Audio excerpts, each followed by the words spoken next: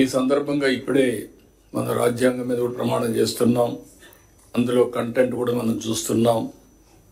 ఇందులో చాలా స్పష్టంగా సాంఘిక, ఆర్థిక, రాజకీయ న్యాయాన్ని ఆ రోజు కూడా ఇప్పుడు కూడా మనం మాటల్లో పెడుతున్నాం తప్ప అందరికీ సామాజిక న్యాయం చేయాలని, ఆర్థిక ఏ విధంగా ఆర్థికంగా ముందు తీసుకురావాలని, రాజకీయ ప్రాధాన్యత సమతుల్యం పాటించాలి, అందరికీ న్యాయం జరగాలని చెప్పి చాలా స్పష్టంగా ఉంది. ఇంకొక పక్క ఆలోచన, భావ ప్రకటన, విశ్వాసం, ధర్మం, ఆరాధనలో స్వేచ్ఛని ఇవన్నీ కూడా అందరికీ వచ్చే విధంగా చేయాలని, ఇంకొక పక్కన చూస్తే అంతస్తులోనూ అవకాశాల్లోనూ సమానత్వం చేకూర్చుటకు మనం ప్రయత్నం చేయాలని, వ్యక్తి గౌరవాన్ని, జాతీయతను మరియు అఖండతను తప్పక సంరక్షించాలని ప్రియాంబుల్లో ఎంత స్పష్టంగా చెప్పారంటే ఇవన్నీ చెప్పి ఈ రాజ్యాంగాన్ని 299 మంది రాసుకుంటున్నామని కాదు, భారతదేశ పౌరులుగా మనందరం రాసుకుంటున్నామనే విధంగా ఆ రోజు రాజ్యాంగాన్ని సమర్పించే పరిస్థితికి వచ్చారు. అందుకే అంబేద్కర్ గారు ఎన్నోసార్లు ఆ రోజు రాశాడు ఓపెన్గా కూడా, ఎంత మంచి రాజ్యాంగం ఉన్నా దాన్ని అమలు చేస్తున్న వారు మంచి కాకపోతే అది చెడుగా మారుతుంది. అలాగే ఎంత చెడు రాజ్యాంగం ఉన్నా దాన్ని అమలు చేస్తున్న వారు మంచివారు కాకపోతే అది మంచివారైతే అది మంచిగా మారుతుంది అని అంబేద్కర్ ఆ రోజు చెప్పాడంటే వ్యక్తులను బట్టి రాజ్యాంగం. ఇప్పుడు మనం అందరం ఇక్కడ ఉన్నాం, ఆ రాజ్యాంగ ఫలితమే మనం ఇక్కడికి వచ్చాం. మీరు ఐఏఎస్ కావచ్చు, కొంతమంది రిజర్వేషన్లో కావచ్చు, మేము రాజ్యాంగంలో పొందుపరిచినటువంటి ఓటు హక్కు ద్వారా ఇక్కడికి వచ్చాం.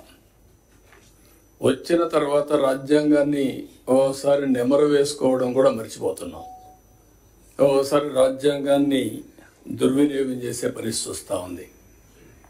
కానీ బ్యూటీ ఆఫ్ డెమోక్రసీ మనం ఒకసారి చూస్తే ఓట్ అనేది ఒక పవిత్రమైనటువంటి సైలెంట్ రెవల్యూషన్.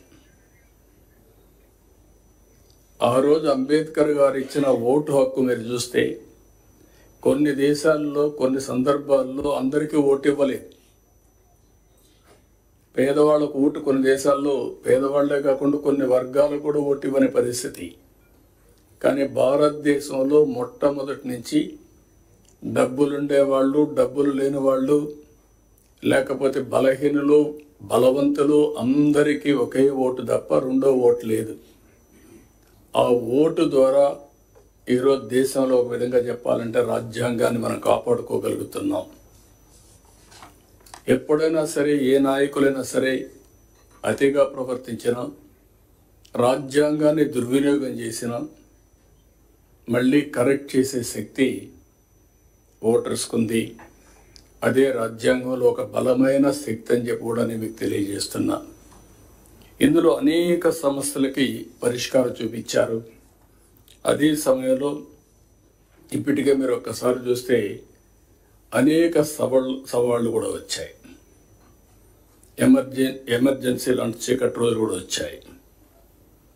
అదే మరిగా లాస్ట్ 5 yearsలో మన రాష్ట్రంలో కూడా మన సమస్యలు చూసాం.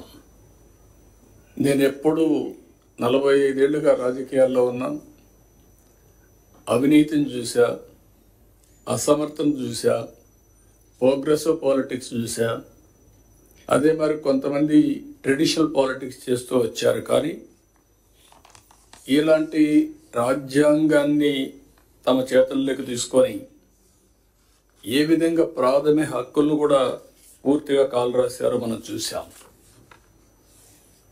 అంటే ఒక్కోసారి రాజ్యాంగంలో కూడా కొన్ని కాస్ట్లీ మిస్టేక్స్ జరుగుతూ ఉంటాయి, మామూలు మిస్టేక్స్ కాదు. కానీ ఆ సఫరింగ్ కూడా కొన్ని తరాలు, కొన్ని డికేట్స్ సఫర్ అయ్యే పరిస్థితి వస్తుంది. అయితే అల్టిమేట్గా ఎవరైనా సరే రాజ్యాంగాన్ని అతిక్రమించిన రాజ్యాంగ స్ఫూర్తికి వ్యతిరేకంగా పనిచేసిన. నేను 2 వర్డ్స్ వాడుతున్నా. ఒక అవినీతి చేయడం మన బాధ్యతను మనం ఉల్లంఘించినట్టు అవుతుంది. అధికార దుర్వినియోగం చేయడం కూడా రాజ్యాంగ ఉల్లంఘనే.